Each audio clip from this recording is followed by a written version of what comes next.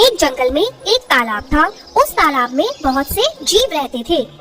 वही तालाब के पास एक वृद्ध बगुला भी रहता था, जो कि बहुत बूढ़ा होने के कारण मछलियों का शिकार करने में असमर्थ हो गया था और अक्सर उसे भूखा ही रहना पड़ता था। एक दिन जब बगुला तालाब के किनारे बैठा था, तब उसे एक तरकीब सूझी और बगुले ने जोर जोर से रोना शुरू कर दिया। बगुले को रोता देख एक केकड़ा तालाब से बाहर आया और बगुले से पूछा, क्या हो गया है बगले, क्यों रो रहा है पगले तू? ए केकड़ा भाई, मैंने एक आकाशवाणी सुनी है कि इस तालाब का पानी जल्द ही सूख जाएगा और यहाँ के सभी जीव मर जाएंगे। बस इसीलिए मेरी आंखों में आंसू है और अम्मी जान कहती थी कि हो सके तो किसी का भला कर दो। अच्छा है। केकड़े ने यह बात तालाब में जाकर सभी को बताई और सभी जीव इकट्ठा होकर मदद लेने बगुला के पास आए और बगुला से बोले, अला बगला भाई, क्या आप हमें सुरक्षित स्थान तक पहुंचा सकते हैं? हाँ दोस्तों, यहाँ थोड़ी दूरी पर ही एक विशाल तालाब है।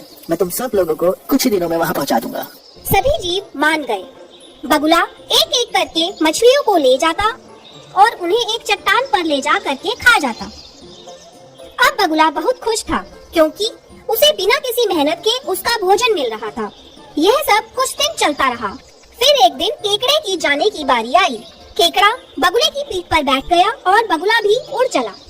कुछ दूरी पर केकड़े ने बगुले से पूछा, तो बगुले, खुश तो है ना मछलियाँ वहाँ? तू ले जा रहा है मुझे जहाँ?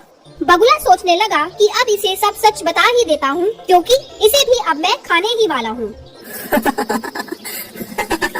नहीं बच्चे, मैंने तो झूठ कहा था। ऐसा तो कोई तालाब है ही नहीं। और हाँ, जो मछलियाँ मैं ले गया था वो सारी मछलियाँ मेरे पेट में खुश हैं। और अब तू भी वहीं जाने वाला है। केकड़े ने सोचा, यदि यह दुष्ट बगुला जीवित रहा तो उसका और तालाब के सभी जीवों का जीवन संकट में आ जाएगा। यह सोचकर केकड़े ने अपने तेज पंजे बगुले की गर्दन में गाड़ दिए। ये तूने अच्छा नहीं किया बगुले, अब मरेगा बगुला। बगुला धरती पर जा गिरा और मर गया। बहुत फड़फड़ा रहा था, जान बचाएगा सबकी। केकड़े ने यह सारी बात वापस तालाब पर जाकर सभी जीवों को बताई। सभी जीवों ने समझदार केकड़े की प्रशंसा की और उसका धन्यवाद किया।